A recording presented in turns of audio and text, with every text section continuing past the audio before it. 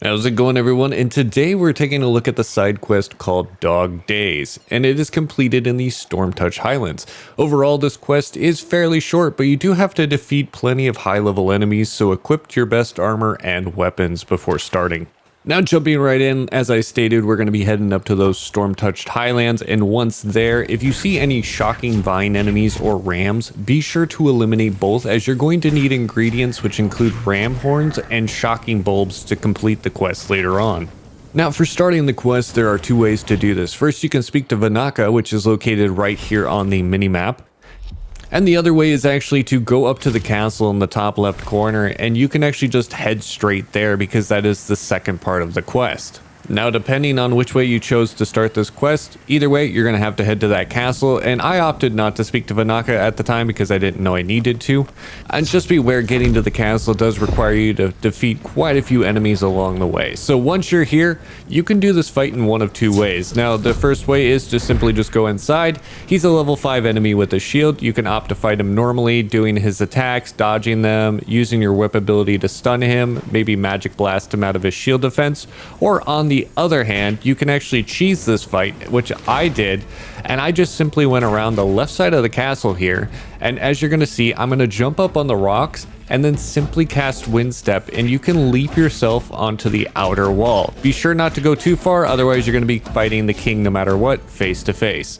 Once on top of the wall, simply take out a bow or a magic staff and continue to hit him until he's been eliminated. Now, I will say this does take a while since he has a very large health pool, and you'll notice with the bow that he does slightly move about every quarter of the health he loses. So just kind of be aware of that. You might have to finesse it a little bit on the wall. But after the fight is done, you should receive a Tainted King's token automatically. And as I stated before, if you didn't start the quest prior, this will actually start up the quest for you.